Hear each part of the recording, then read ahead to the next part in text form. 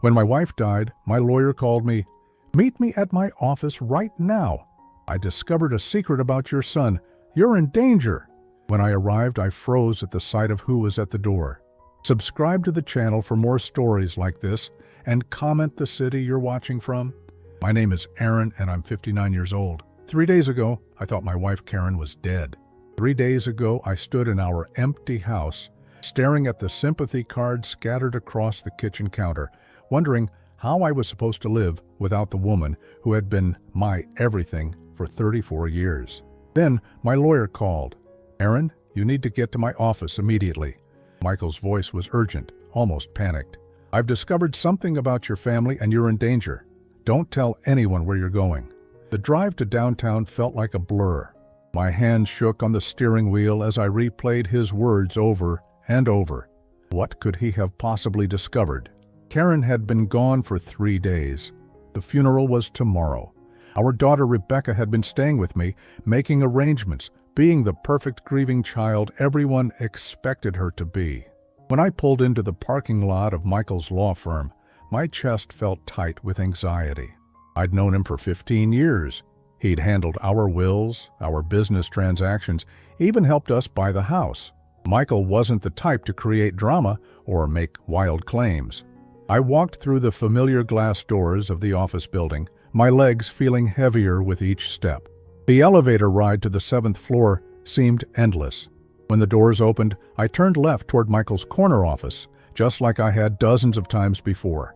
But as I rounded the corner, I stopped dead in my tracks. There, standing in the doorway of Michael's office, was Karen, my Karen, alive, breathing, looking directly at me with tears streaming down her face. For a moment I thought I was having a heart attack. The world tilted sideways, and I grabbed the wall to steady myself. This wasn't possible. I'd seen her in the hospital bed. I'd signed papers. I'd called the funeral home. Aaron, she whispered, stepping toward me, I'm so sorry. My mouth opened, but no words came out. My brain couldn't process what I was seeing. Karen was wearing the blue sweater I'd bought her last Christmas, the one she always said made her feel pretty. Her gray hair was pulled back in the simple ponytail she'd worn for years. She looked exactly like she always had, except for the fear in her eyes. How? I finally managed to croak out. Michael appeared behind her, his expression grim. Come inside, Aaron. We have a lot to discuss. I followed them into the office on unsteady legs. Karen sat in one of the leather chairs and I collapsed into the other, staring at her like she might disappear if I blinked. Is this real? I asked, my voice breaking. Karen nodded, fresh tears spilling over. It's real. I'm here. I'm alive. But the hospital, the doctor said... The doctor thought I was dead, she interrupted softly. I was unconscious for so long that even the machines couldn't detect my vital signs properly. But I woke up in the morgue prep room 6 hours later. Michael leaned forward. Aaron, what Karen is telling you is true, but that's not the whole story. The reason she didn't come straight home to you is because she overheard something while she was lying there, apparently dead. Something that made her realize you both were in serious danger. I looked back and forth between them, feeling like I was losing my mind. What are you talking about? Karen's hands trembled as she reached into her purse and pulled out her phone. I recorded this while I was hiding in the morgue storage room. Aaron, you need to hear what our family really thinks of us. She pressed play and suddenly I heard my daughter Rebecca's voice, clear as day, coming through the speaker. Finally, Rebecca was saying, I was starting to think the old bat would live forever. A man's voice responded. I recognized it as Tom, Rebecca's husband. So, what's the plan now? How long do we wait before we start the process with your dad? Not long, Rebecca replied, and I could hear the satisfaction in her tone. He's completely lost without Mom. I've already started telling people how confused he's been lately. Dr. Martinez is on board. He'll sign whatever paperwork we need when the time comes. My blood turned to ice. And you're sure about the finances? This was a voice I didn't recognize immediately. Everything goes through me once we get him declared incompetent, Rebecca said. The house alone is worth $600,000, plus his retirement accounts, the life insurance payout from Mom. We're looking at close to $2 million total. Karen paused the recording and looked at me with heartbroken eyes. There's more. she whispered. The recording continued, and I heard my son, David's voice, join the conversation. What about Uncle Jim and Aunt Susan? They might cause problems. I've already talked to them, Rebecca said dismissively. I told them Dad's been showing signs of dementia. They're actually relieved that I'm willing to take care of everything. They don't want the responsibility. Smart, Tom said. So the timeline is what? 6 months? Maybe less, Rebecca replied.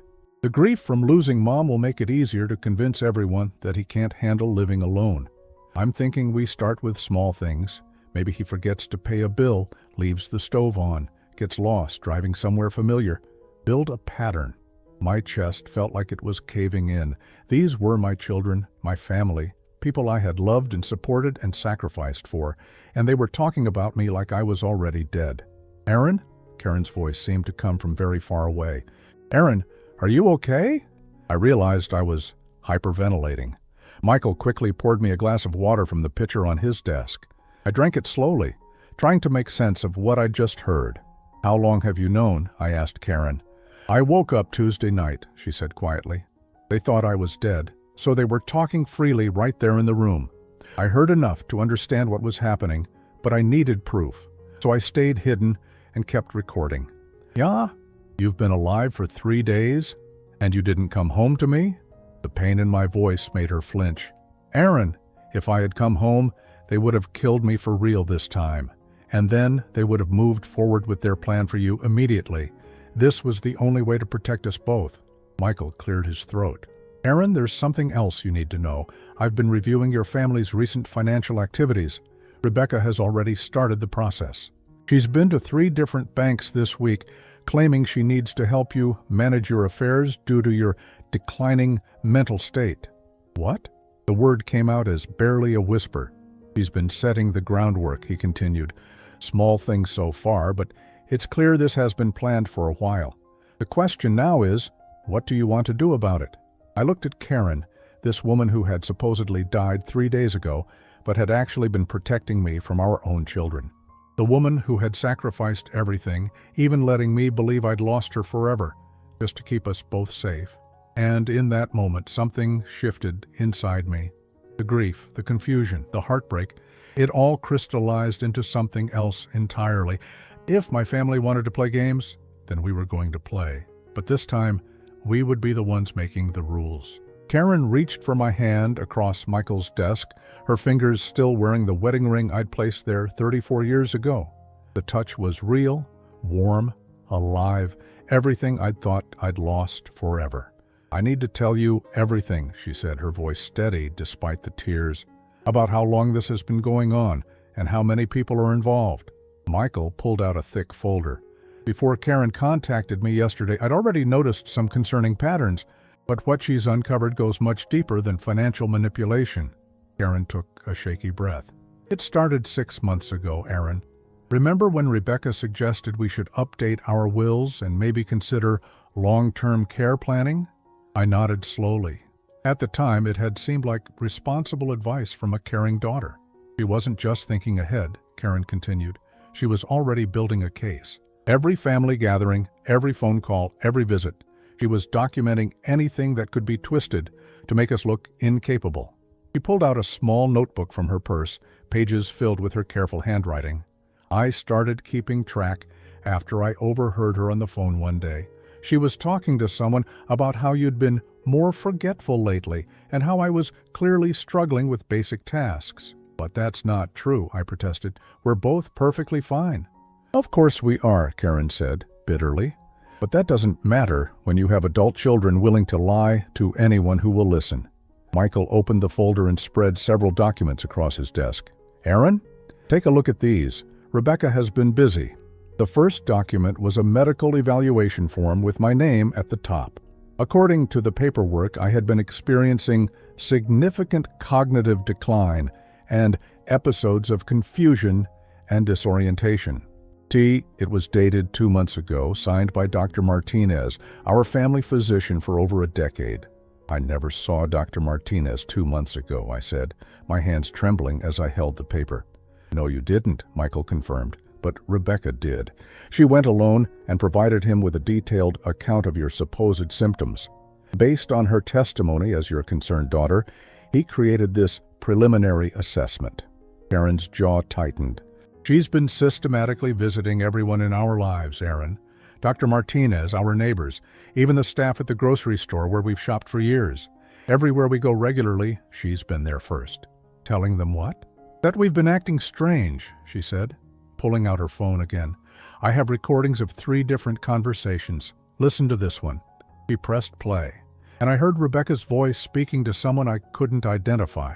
I'm really worried about my parents, she was saying, her tone perfectly calibrated to sound concerned, but not dramatic. Dad, especially. Last week he called me 3 times asking the same question, like he'd completely forgotten our previous conversations. That never happened, I whispered. I know, Karen said grimly.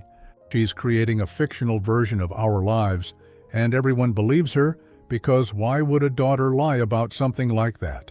The recording continued, and Mom seems to be enabling him, covering up for his mistakes. I think she's scared to admit how bad it's gotten. Michael pulled out another document. This is a power of attorney form that Rebecca tried to file last month. It was rejected because it required both of your signatures, but the fact that she attempted it shows how far along her plan was. I stared at the paperwork, seeing Rebecca's name listed as the designated agent for all our financial and medical decisions. The betrayal felt like a physical weight pressing down on my chest. There's more, Karen said softly. It's not just Rebecca. She scrolled through her phone and found another recording. This time, I heard David's voice speaking to someone on the phone. Yeah, Dad's definitely getting worse, he was saying. Rebecca's been keeping track of everything. We're probably looking at a nursing home situation within the next year or 2. David, too. The question came out as barely a whisper. Karen nodded, her eyes filled with pain. And Sarah, our youngest daughter. The one who still called me Daddy, even at 32 years old. The one I'd walked down the aisle just 3 years ago? What did Sarah do? Karen's hand shook as she found the recording.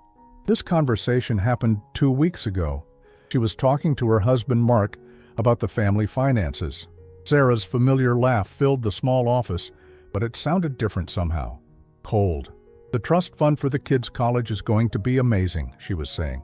Between what Mom and Dad have saved and the life insurance policies, Emma and Jake won't have to worry about student loans at all. How much are we talking about? Mark's voice asked. Rebecca thinks close to $2 million total, maybe more, depending on how the investments perform. The best part is, Mom and Dad have been so focused on leaving something for the grandkids that they've basically done all the work for us. I felt like I'd been punched in the stomach. The college funds, I said numbly. We started those accounts when the kids were babies. We've been putting money away for 15 years. They're not talking about college funds, Aaron, Michael said gently. They're talking about our entire estate. Karen reached across the desk and squeezed my hand. I kept listening, hoping I'd misunderstood, but it got worse. The recording continued with Sarah's voice. The nursing home costs will eat up some of it, obviously, but Rebecca found a place that takes Medicare. And honestly, at their age, how long are we really talking about? The casual cruelty in her tone made my blood run cold. This was my baby girl, talking about how long her parents might live, like we were an inconvenience to be managed. When did we become the enemy? I asked, my voice breaking. Karen wiped her eyes with a tissue. I don't think we ever stopped being their parents in their minds. We just became their inheritance. Michael leaned back in his chair, his expression serious. Aaron, this level of coordination doesn't happen overnight. Based on what Karen has uncovered and what I've been able to piece together from the legal angle, they've been planning this for at least a year. A year? The number hit me like a slap. But we've had family dinners, birthday parties, holidays, all of which gave them opportunities to document your supposed decline, he said grimly. Every family photo where you might look tired, every moment of normal forgetfulness, every time you asked someone to repeat something because the restaurant was loud. It all became evidence. Karen pulled out one more recording. This is the worst one, she warned. It's Rebecca talking to Tom the night before my supposed death. I braced myself as she pressed play. Once Mom's gone, Dad won't last 6 months. Rebecca's voice was matter-of-fact, businesslike. The grief will break him down completely. We won't even have to fabricate most of the symptoms. Losing Mom will make him genuinely confused and dependent. And if it doesn't? Tom asked. Rebecca's laugh was chilling. Then we help the process along. A few missed medications, some accidental confusion about appointments and dates. Nothing dramatic, just enough to establish the pattern we need. The recording ended, and the office fell silent, except for the sound of my own ragged breathing. These weren't strangers plotting against us. These were our children. People we had raised, loved, supported through college and marriages and the early years of their own families. We had been present for every milestone, every crisis, every moment they needed us. And now they were sitting around planning our destruction like it was a business meeting. How could we have raised children capable of this? I asked Karen. She shook her head slowly. I've been asking myself the same question for 3 days, but I think I know the answer. What do you mean? We gave them everything, Aaron, everything they ever wanted or needed. We never let them struggle, never let them fail, never made them truly understand the value of what they had. Michael cleared his throat. Aaron, Karen called me because she needs help figuring out the next step. They think she's dead, which gives us a significant advantage, but we need to decide quickly how we want to use it. I looked at my wife, my living, breathing, beautiful wife, and felt something I hadn't experienced in years. Not anger, not sadness, but clarity. They want to see how far we'll go to protect ourselves, I said, my voice growing stronger. Let's show them. The plan we devised in Michael's office was both simple and devastating. Karen would remain dead for now, staying in a safe house Michael arranged through a private investigator he trusted. Meanwhile, I would return home and play the role of the grieving widower. But this time, I'd be watching and recording everything. The key, Michael explained as we finalized the details, is to let them think their plan is working while we gather evidence of their true intentions. Karen squeezed my hand one final time before I left the office. Remember, Aaron, you're not the confused old man they think you are. You're smarter than all of them combined, and now you have something they don't. The truth. Driving home felt surreal. 3 hours ago, I'd been a broken man planning his wife's funeral. Now I was returning to a house I knew was filled with people who wanted to destroy me. But for the first time in days, I felt strong.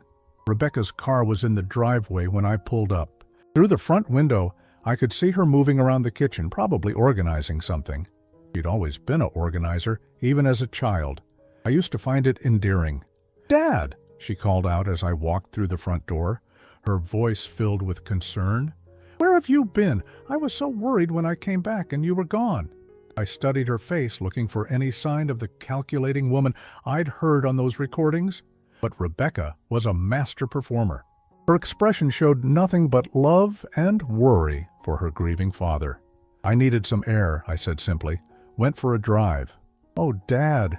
She wrapped me in a hug that felt warm and genuine. "You can't just disappear like that. What if something had happened to you? What if you'd gotten confused or lost?" There it was. The first seed. I wasn't just grieving. I was potentially confused and lost. "I'm fine, Rebecca. I've been driving these roads for 30 years. She pulled back and looked at me with gentle concern. "I know, Dad. It's just that grief can affect people in different ways. Sometimes it can make us feel disoriented or forgetful." I nodded and walked toward the kitchen, where I noticed she had paperwork spread across the table. "What's all this?" "Just some things I thought we should look at together," she said, following me. "Insurance forms, funeral arrangements, that sort of thing. I know it's overwhelming, but we need to take care of these details." I picked up one of the forms and pretended to study it while actually examining what else was on the table. Among the legitimate funeral paperwork, I spotted a document from Dr. Martinez's office and what looked like a financial planning brochure about caring for aging parents. "Rebecca, honey, I'm perfectly capable of handling these arrangements myself." She moved closer, her hand gently touching my shoulder. "Of course you are, Dad. I just thought it might be nice to have help. Mom always took care of so much of the paperwork, didn't she?" Another seed. Mom had handled things, and now I was alone and potentially overwhelmed. My phone rang, and I saw David's name on the screen. Rebecca's eyes lit up. "Oh, good. David said he'd call. I asked him to check in on you more often." I answered the call, putting it on speaker. "Hi, son." "Hey, Dad. How are you holding up?" David's voice was warm, concerned, exactly what you'd expect from a caring son. "I'm managing," I replied. "I was talking to Rebecca earlier, and she mentioned you seemed a little confused about some things. Are you remembering to eat? Taking your medications?" I glanced at Rebecca, who was nodding encouragingly, as if this was exactly the kind of caring attention I needed. "I'm fine, David. I don't need anyone managing my medications." "Of course not," he said quickly.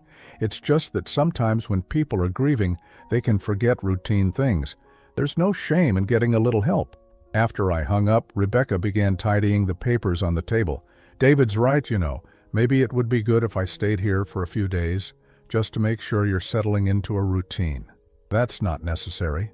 "I know it's not necessary," she said with a patient smile, "but I want to do it. Let me take care of you the way you and Mom always took care of us." That afternoon, Sarah arrived with her children. 8-year-old Emma ran straight to me for a hug, and 10-year-old Jake hung back shyly like he always did. These were my grandchildren. I'd been present for their births, taught Jake to ride his bike, read bedtime stories to Emma. "Grandpa, are you really sad about Grandma going to heaven?" Emma asked with the brutal honesty of childhood. Before I could answer, Sarah quickly knelt down next to her daughter. "Remember what Mommy told you? Grandpa is feeling very sad right now, and sometimes when people are that sad, they might act a little differently than usual." "Differently how?" Jake asked, always the more perceptive of the two. "Well," Sarah said, glancing at Rebecca, "sometimes sad people forget things, or they might get confused about what day it is, or they might need extra help with things they used to do by themselves." I watched as my own daughter planted ideas in my grandchildren's minds about their grandfather's declining mental state. Emma nodded solemnly, as if she'd just learned something very important about how to treat me. Later that evening, after Sarah and the kids had gone home, Rebecca and I sat in the living room, where Karen and I had spent thousands of evenings together. Rebecca was on her laptop, occasionally glancing at me with what looked like clinical observation. "Dad, can I ask you something?" she said eventually. "Of course. Have you been having trouble sleeping? You look tired." I was tired, exhausted actually, from the emotional roller coaster of the day, but I could see where this was leading. "I'm sleeping fine," I lied. She nodded, but made a note on her laptop. "It's just that grief insomnia is really common, and when people don't sleep well, it can affect their memory and judgment." "Rebecca, what are you typing?" "Oh, just some notes," she said casually. "I've been reading about grief counseling and elder care. I want to make sure I'm giving you the best support possible." Elder care. As if I was already an invalid who needed managing. My phone buzzed with a text message from Tom, Rebecca's husband. "Hey, Aaron, Rebecca mentioned you've been having a rough time. If you need anything at all, grocery shopping, bill paying, rides to appointments, just call. We're here for you." I showed the message to Rebecca, who smiled. "Tom's so thoughtful. He's worried about you driving right now, especially when you're upset." "Why would he be worried about my driving?" "Well, you did seem a little disoriented when you came back from your drive today. You couldn't really explain where you'd been or how long you were gone." This was how it worked. Every normal reaction to grief, every moment of sadness or distraction, was being reframed as evidence of my decline. That night, I lay in the bed I'd shared with Karen for over 3 decades, staring at the ceiling. Rebecca was in the guest room down the hall, supposedly there to comfort me, but actually there to document my every move. I thought about the recordings Karen had played for me, the casual way they'd discussed my death, the timeline for moving me into a nursing home, the excitement about accessing our money. These were people I'd loved and trusted completely. But now I had something they didn't know I had. I had Karen alive and safe and planning our counterattack. I had Michael, who understood the legal implications of what they were doing. And I had something else they'd never expected me to develop, the ability to play their game better than they could. Around midnight, I heard Rebecca moving around in the kitchen. I got up quietly and crept toward the doorway where I could see her sitting at the table with her laptop open and her phone pressed to her ear. "I'm telling you, the grief is hitting him harder than we expected," she was whispering.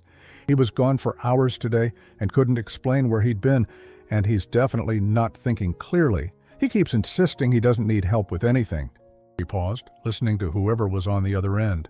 "No, we can't rush it. It has to look natural. But I think we can move up our timeline by a few weeks. I'm documenting everything, and David and Sarah are helping build the narrative with their regular check-ins." Another pause. "The important thing is that everyone who matters, Dr. Martinez, the neighbors, even the grandkids, they're all starting to see the pattern. By the time we're ready to make our move, no one will be surprised." She ended the call and sat there for a moment, typing notes on her laptop. I could see enough of the screen to recognize what she was working on. A detailed log of my supposed symptoms and episodes, complete with dates and times. I crept back to my room, my heart pounding not with fear but with determination. They thought they were so clever, so careful in their manipulation, but they had no idea that their grieving, confused father was actually 3 steps ahead of them. Tomorrow, I would start setting traps of my own. And unlike them, I wouldn't be doing it for money or convenience. I would be doing it for justice. The next morning, I woke up with a clarity of purpose I hadn't felt in years. Rebecca was already in the kitchen, making coffee and toast, like the devoted daughter she was pretending to be, but now I could see through the performance. "Good morning, Dad. How did you sleep?" "Fine," I replied, watching as she pulled out her phone to make another note. Even my sleep patterns were apparently worth documenting. "I was thinking," she said, buttering the toast, "maybe today would be a good day to visit Dr. Martinez, just for a checkup. Grief can sometimes affect blood pressure and other health issues." Perfect. This was exactly the opening I'd been hoping for. Actually, that's a good idea. I have been feeling a bit off lately. Rebecca's eyes lit up with what I now recognized as satisfaction rather than concern. "Really? In what way?" "Oh, just little things," I said carefully. "Sometimes I'll walk into a room and forget why I went there. Yesterday I couldn't remember if I'd locked the front door or not. These were completely normal experiences that happen to everyone, but I watched Rebecca's fingers fly across her phone screen as she recorded every word. "Have you been taking all your medications regularly?" she asked. "I think so, although—" I paused dramatically. "Yesterday I found myself holding my blood pressure pills, and I couldn't remember if I'd already taken them or if I was about to take them." This was a complete lie, but it was exactly the kind of thing that would fit their narrative. Rebecca was practically glowing. "Dad, that's exactly the kind of thing we need to tell Dr. Martinez about. These could be early warning signs that we should take seriously." After breakfast, she called the doctor's office and somehow managed to get me an appointment for that afternoon. While she was on the phone, I sent a quick text to Michael. "Phase 2 beginning. Doctor appointment at 3 p.m. His response came back immediately. "Recording device is in your shirt pocket. Karen says break a leg." The drive to Dr. Martinez's office gave me time to perfect my performance. I would be the concerned but slightly confused patient, worried about symptoms that could easily be explained by grief, but might sound more sinister to a doctor who'd already been primed by my daughter's previous visits. Rebecca came into the examination room with me, positioning herself where she could see both me and the doctor. Dr. Martinez had been our family physician for over a decade, a kind man in his 60s who genuinely cared about his patients. It broke my heart to know that my own daughter had manipulated his trust. "So, Aaron," Dr. Martinez said, reviewing his notes, "Rebecca mentioned you've been having some concerning symptoms. Can you tell me about them?" I went through my carefully prepared list, forgetting why I'd entered rooms, confusion about whether I'd taken medications, occasional disorientation when driving familiar routes, all normal grief responses that I was presenting as worrying new developments. "These episodes," Dr. Martinez said, "how often would you say they're occurring?" "More frequently than I'd like," I replied truthfully, because anyone experiencing sudden widowhood would have moments of confusion and distraction. Rebecca leaned forward. "Dr. Martinez, I've been staying with him since Mom died, and I've noticed other things too. He'll ask me the same question multiple times in a conversation, like he's forgotten we already discussed it. This was a complete fabrication, but Dr. Martinez nodded seriously and made notes. Has he seemed confused about time or place? The doctor asked Rebecca, as if I wasn't sitting right there. Sometimes, she said sadly. Yesterday he came home from a drive and couldn't really explain where he'd been or how long he was gone. He seemed genuinely confused about it. I watched Dr. Martinez's expression grow more concerned. He was a good doctor, but he was also human, and when a patient's loving daughter reported these kinds of symptoms, why would he doubt her? Aaron, I'd like to do some cognitive testing, he said gently, just to get a baseline and make sure everything is functioning as it should be. Of course, I agreed. The tests were simple, remembering 3 words after 5 minutes, drawing a clock face, basic math problems. I completed them all perfectly, but I could see Rebecca's slight frown of disappointment. Well, your cognitive function appears to be normal, Dr. Martinez said, reviewing my results. That's such a relief, Rebecca said quickly. But these episodes I've been witnessing, could they be early signs of something developing? I mean, the tests seem fine, but if he's having these memory lapses in daily life, Dr. Martinez nodded thoughtfully. It's possible we're seeing the very early stages of mild cognitive impairment. The formal testing might not pick up subtle changes that family members notice in everyday situations. What would you recommend? Rebecca asked, playing her part perfectly. I think we should monitor the situation closely. Aaron, I'd like to see you again in 2 weeks. And Rebecca, it would be helpful if you could keep a detailed log of any episodes or concerning behaviors. Of course, she said. I've actually already started doing that. She pulled out her phone and showed him the notes she'd been making. A fabricated record of my supposed decline that looked official and concerning. After we left the doctor's office, Rebecca was practically bubbling with energy. I'm so glad we did that, she said. Dr. Martinez clearly takes these symptoms seriously. It is reassuring to have professional guidance, I agreed. That evening, David and Sarah both called to check on me. During each conversation, Rebecca briefed them on the doctor's visit, emphasizing Dr. Martinez's concern about early-stage cognitive changes and the need for close monitoring. By the time the calls ended, the family narrative had been solidified. I was a grieving widower in the early stages of mental decline who needed increasing levels of support and supervision. But what they didn't know was that I was recording everything. Later that night, after Rebecca had gone to bed, I called the number Michael had given me. Karen answered on the first ring. How did it go? She asked. They're playing right into our hands, I whispered. Rebecca's documenting symptoms that don't exist, and Dr. Martinez is starting to buy into their narrative. Are you sure you want to keep this up? It must be exhausting, pretending to be someone you're not. I thought about that for a moment. Actually, it's liberating. For the first time, I'm not trying to please them or meet their expectations. I'm just watching them reveal who they really are. What's the next step? Tomorrow, I'm going to have a small episode in public. Nothing dramatic, just enough to give Rebecca something concrete to report to the family. The next morning, I suggested we go grocery shopping together. Rebecca was delighted. Another opportunity to observe and document my behavior. At the store, I implemented my plan. While Rebecca was selecting produce, I wandered away from our cart and stood in the cereal aisle, looking confused. When she found me there 5 minutes later, I appeared slightly disoriented. Dad? What are you doing over here? Our cart is in the produce section. I'm sorry, I said, looking genuinely puzzled. I was looking for something, but I can't remember what it was. The concern in her voice was perfectly calibrated. It's okay. Let's just stick together, all right? An older woman nearby overheard and gave Rebecca a sympathetic look. It's so hard when they start having these moments, she said quietly. Rebecca nodded sadly. The doctor says we need to watch for these episodes. They seem to be getting more frequent. By the time we left the store, Rebecca had managed to create a public scene that painted me as a confused elderly man who couldn't be trusted to navigate a grocery store alone. She'd also gained the sympathy of a stranger who would remember the poor man with the devoted daughter. That afternoon, Tom stopped by the house. I could tell from the way he and Rebecca whispered in the kitchen that she'd already briefed him on my latest episode.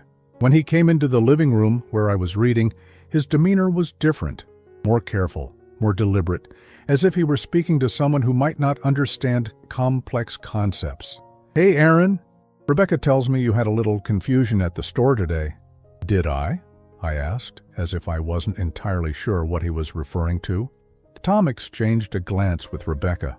"Do you remember getting separated from Rebecca in the grocery store?" I frowned, appearing to think hard. "We went to the store, yes, but I don't remember getting lost." "You weren't lost, Dad," Rebecca said gently. "You just wandered away from our cart for a few minutes. It happens." Tom nodded sympathetically. "These things are more common than people realize. The important thing is that you have family looking out for you." After Tom left, I heard him talking to Rebecca on the front porch. "How often are these episodes happening?" he asked. "More and more," she replied, "and he doesn't always remember them afterward, which is what really worries me." "Should we be thinking about next steps? I mean, if he can't safely navigate a grocery store." "I've been researching memory care facilities," Rebecca said quietly. "Just preliminary research, you understand. But Dr. Martinez thinks we should have a plan in place." Memory care facilities. They were already shopping for my prison. That night, as I lay in bed listening to Rebecca make her nightly report calls to David and Sarah, I felt a cold satisfaction settling in my chest. They thought they were manipulating a confused, grieving old man. But what they were actually doing was building an airtight case against themselves. Every lie, every fabrication, every cruel calculation was being recorded and documented. Soon, very soon, they would discover that the helpless victim they'd been playing with was actually the one holding all the cards. And when that moment came, I wouldn't need revenge. I would just need justice. 2 weeks had passed since my performance at the grocery store, and my children's plan was accelerating. Rebecca had moved in permanently, claiming she couldn't leave me alone after I'd allegedly tried to cook breakfast and forgotten to turn off the stove. Another complete fabrication that she'd shared with everyone from Dr. Martinez to our next-door neighbors. The morning everything came to a head started like any other. Rebecca was in the kitchen making her usual calls, updating David and Sarah on my latest incidents. I sat in the living room, pretending to read the newspaper while actually listening to every word. "Dr. Martinez wants to schedule another evaluation," she was telling David. "He's concerned about how quickly Dad's symptoms are progressing." "What symptoms?" I wanted to shout.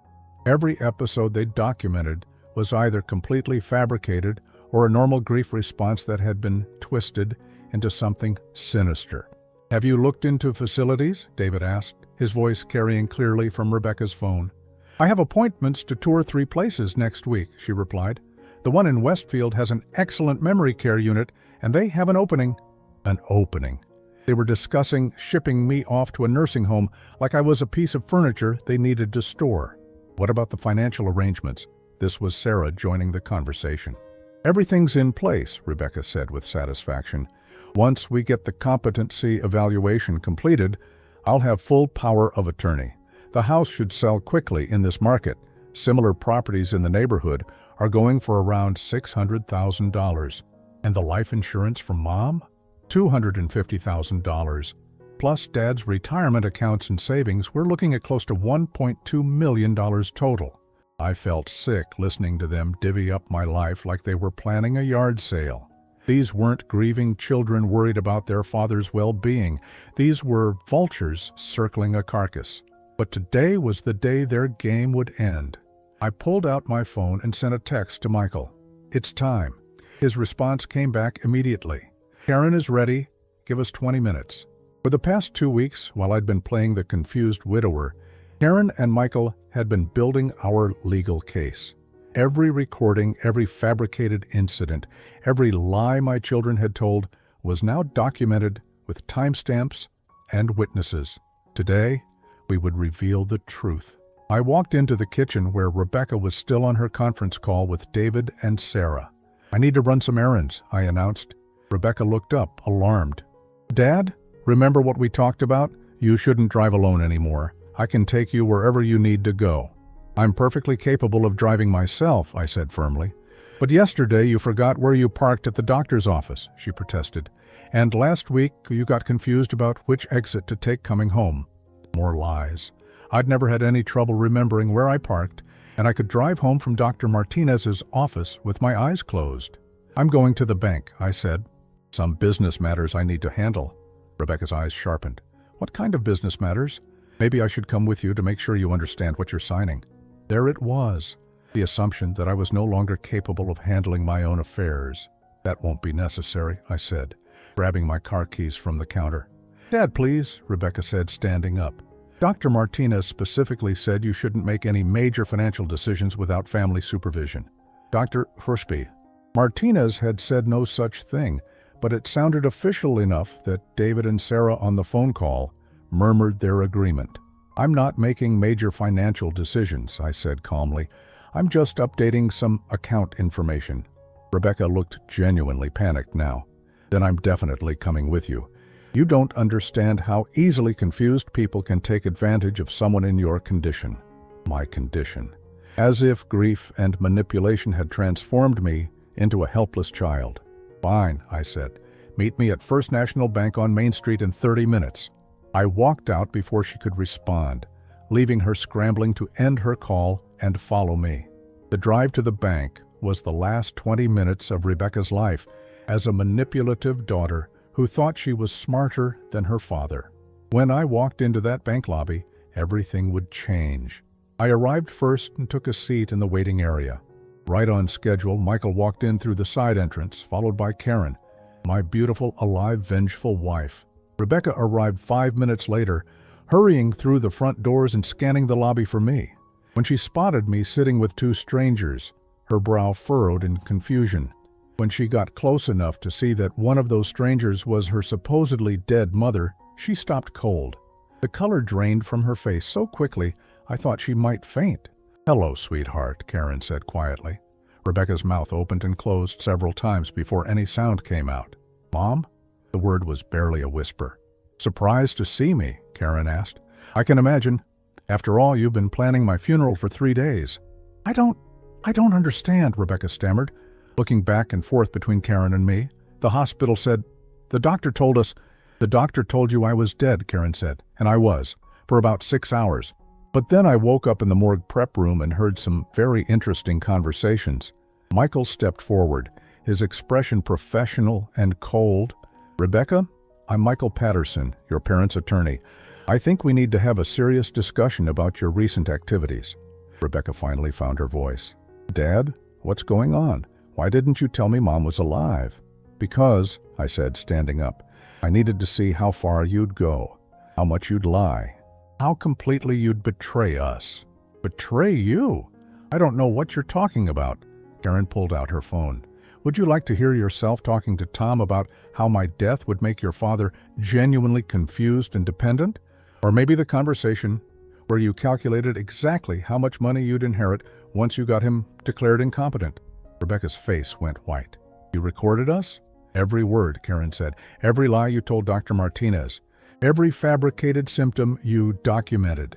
Every cruel calculation about our deaths. We also have documentation of your attempts to manipulate financial institutions, Michael added, and testimony from several people about the false narrative you've been spreading regarding your father's mental capacity.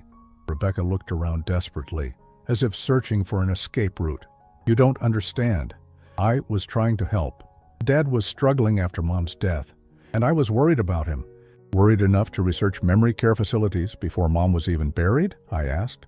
Worried enough to forge medical documents? Karen added. Worried enough to discuss selling our house and dividing our assets like we were already dead? I continued. Rebecca's composure finally cracked completely. You can't prove any of this. It's your word against mine. Michael opened his briefcase and pulled out a thick folder. Actually, we can prove all of it. We have recordings of every conversation, documentation of every lie, and testimony from multiple witnesses about your behavior over the past 2 weeks. Not to mention, Karen said, your father's Oscar-worthy performance as the confused widower. Every episode you documented. He was acting. Every symptom you reported to Dr. Martinez, completely fabricated. The realization hit Rebecca like a physical blow. "You've been lying to me this whole time?" "We've been giving you exactly what you wanted," I said. "A helpless father you could manipulate and control. The only difference is we were documenting your response." "Where are David and Sarah?" Rebecca asked suddenly, as if just realizing she was facing this alone. "They're at your house," Michael said, "being served with legal documents as we speak. Copies of all the recordings, evidence of conspiracy to commit fraud, and notice that any attempts to contact or harass your parents will result in immediate criminal charges." Rebecca's legs gave out, and she collapsed into one of the lobby chairs. "This can't be happening." "Oh, but it is," Karen said, sitting down across from her daughter.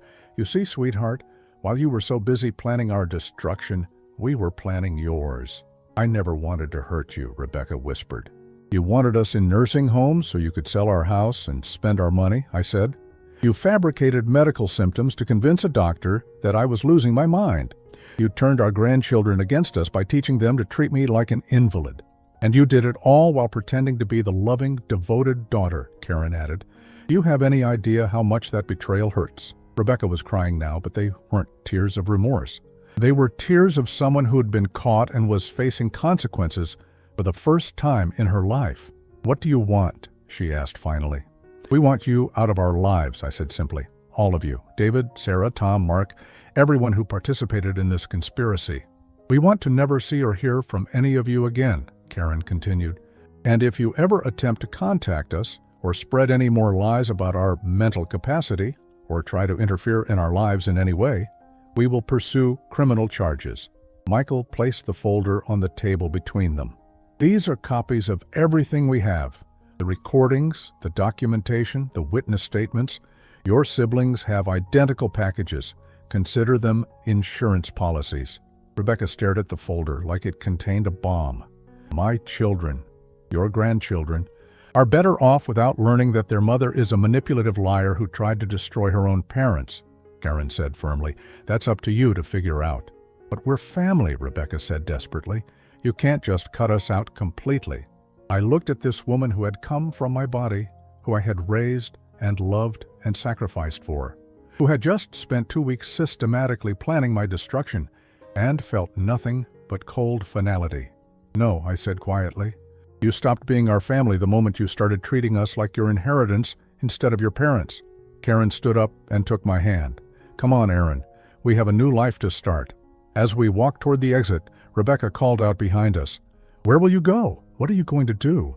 Karen turned back one last time. "We're going to be happy. Something you made impossible while you were in our lives." The bank doors closed behind us, and I realized that for the first time in months, I felt truly free. 6 months later, Karen and I sat on the back porch of our new home in Asheville, North Carolina, watching the sun set over the Blue Ridge Mountains. The house was smaller than our old one, but it was ours in a way the previous house had never been. Free from the weight of expectations, free from the poison of people who saw us as obstacles to overcome rather than parents to love. "Any regrets?" Karen asked, settling into the rocking chair beside mine with her evening tea. I considered the question seriously. 6 months ago we had walked away from everything: our hometown, our friends, our extended family, and most painfully, our children and grandchildren. It had been the most difficult decision of our lives, but also the most necessary. "None," I said, and meant it completely. The transition hadn't been easy. For the first month, we'd stayed in a hotel while Michael handled the legal arrangements and helped us set up new bank accounts and mail forwarding services. We'd sold the house in Ohio, not because we needed the money, but because we needed to close that chapter of our lives completely. The sale had gone smoothly, much to Rebecca's dismay. Through Michael, we learned that she'd expected to inherit the property and had actually made preliminary arrangements to put it on the market herself once she'd gained power of attorney over my affairs. Finding out that we'd sold it and moved away with the proceeds had apparently sent her into a rage that lasted for weeks. David had tried calling Michael's office repeatedly, demanding to know where we'd gone. Sarah had shown up at the old house twice, crying and claiming she'd never wanted to hurt us. Tom had even hired a private investigator to try to track us down, though Michael's legal warnings about harassment had quickly put an end to that. But we hadn't heard from them directly, not once, and gradually, as the weeks turned into months, even their attempts to reach us through intermediaries had stopped. "I got a letter from Dr. Martinez today," Karen said, pulling an envelope from her pocket. I raised an eyebrow. "What did he want?" "An apology," she said, unfolding the handwritten note. "Apparently, Rebecca went back to him after we disappeared, demanding to know what he'd done with his confidential patient information. When he explained that he'd never shared anything inappropriate, she told him the whole story about how she'd been lying about your symptoms." "She told him the truth?" "She was trying to get him to back up her version of events if we ever came forward with accusations," Karen explained. "But instead, it just made him realize how completely he'd been manipulated. He says in the letter that he's reviewed your file and confirmed that you never showed any signs of cognitive impairment." I felt a mixture of vindication and sadness. Dr. Martinez was a good man who'd been caught in our family's web of lies. I was glad he knew the truth, but sorry he'd been put in that position at all. "Does he want us to come back?" I asked. "No," Karen smiled. "He says he understands why we left, and he hopes we've found peace. He also mentioned that he's implemented new protocols in his practice to prevent family members from manipulating patient care the way Rebecca did." That evening, as had become our routine, we took a walk through downtown Asheville. It was a charming city filled with art galleries, craft breweries, and the kind of people who valued authenticity over appearances. No one here knew us as Aaron and Karen, the couple whose children had tried to steal their lives. We were just two people in their late 50s, starting over and discovering who we were when we weren't defined by other people's expectations. We'd made friends, real friends who liked us for who we were rather than what we could provide. Margaret and Bill lived next door and had invited us over for dinner within a week of our arrival. Janet worked at the local library and had helped Karen find volunteer opportunities. Tom, a different Tom, this one a 72-year-old retired teacher, met me at the coffee shop every Tuesday morning to play chess and discuss books. These relationships felt different from the ones we'd left behind. There was no hidden agenda, no calculation about what they could gain from knowing us. When Margaret brought us homemade soup when Karen had a cold, it wasn't because she wanted something from us. When Bill helped me fix a leaky faucet, he didn't expect payment or favors in return. For the first time in years, maybe decades, we were surrounded by people who simply enjoyed our company. "I've been thinking about the grandchildren," Karen said as we stopped to admire a street musician playing guitar outside a cafe. This was the one topic that still caused us both pain. Emma and Jake had been innocent victims in their parents' scheme, turned into unwitting weapons against us by adults who should have protected them from such manipulation. "What about them?" I asked carefully. "I wrote them letters," she said quietly, "one for each of them to be opened when they turn 18. Michael is holding them in trust." I felt my throat tighten. "What did you say?" "The truth. Age-appropriate versions of what happened and why we had to leave. I wanted them to know that we loved them, that none of this was their fault, and that if they ever want to reach out to us as adults, we'll be here." It was a painful kindness, giving our grandchildren the choice to know their grandparents once they were old enough to make their own decisions, free from their parents' influence. "That was wise," I said, taking her hand. "I hope so. I hope someday they'll understand that we didn't abandon them.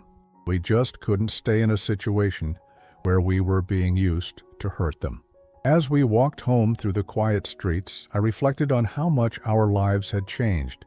We were financially secure, more so than before, actually, since we no longer had children draining our resources with the manufactured crises and guilt-induced loans. Our health was excellent, partly because we were no longer under the constant stress of trying to please people who couldn't be pleased. Most importantly, we were happy, genuinely, peacefully, completely happy, in a way we hadn't been for years. "Do you ever wonder what they tell people about us?" Karen asked as we climbed the porch steps to our new home. "I imagine they've crafted some story about how we abandoned them in their time of need," I replied.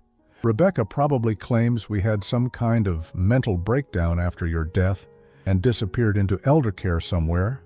Let them think whatever they want, Karen said firmly. The people who matter know the truth. That night, as we settled into bed in our peaceful mountain home, I thought about the man I'd been 6 months ago. He'd been broken, manipulated, convinced that his only value lay in what he could provide for ungrateful children. He'd been so desperate for love and acceptance that he'd allowed himself to be slowly destroyed by the very people who should have protected him.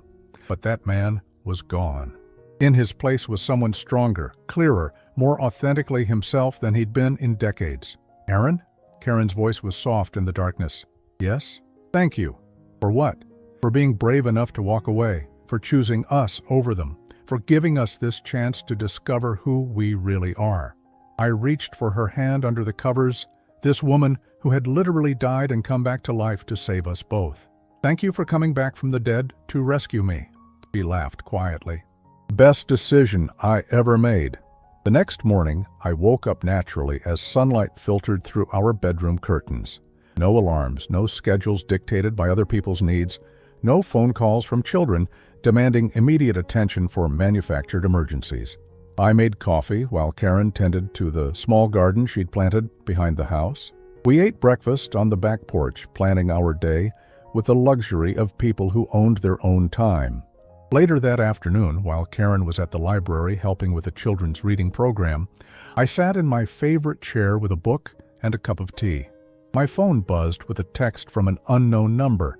For a moment, my stomach tightened. Had one of them found us? But the message was from Margaret next door. Bill is grilling burgers tonight if you and Karen want to join us. No pressure, just thought we'd ask. I smiled and typed back, we'd love to. What can we bring? This was our life now. Neighbors who invited us over because they enjoyed our company, friends who asked for nothing more than friendship in return, a relationship built on 34 years of genuine love rather than manipulation and guilt. As the sun set over the mountains that evening, Karen and I sat with Margaret and Bill on their deck, laughing at Bill's stories about his teaching days and sharing our own memories of the good times, the times before our children's love became conditional on our usefulness. You two seem so happy together, Margaret observed. It's rare to see couples your age who still genuinely enjoy each other's company. Karen and I exchanged a look. If only she knew what we'd survived to get here. We've learned not to take each other for granted, I said simply. And we've learned that family isn't always about blood, Karen added. Sometimes it's about choosing people who actually care about your well-being. As we walked home that night under a sky full of stars, I realized that our children had inadvertently given us the greatest gift possible. In trying to destroy us, they had forced us to discover our own strength. In betraying us, they had freed us from the burden of trying to earn love that was never genuine to begin with. We were Aaron and Karen again. Not the parents, not the providers, not the victims. Just two people who had found their way back to each other and to themselves. And we had never been happier.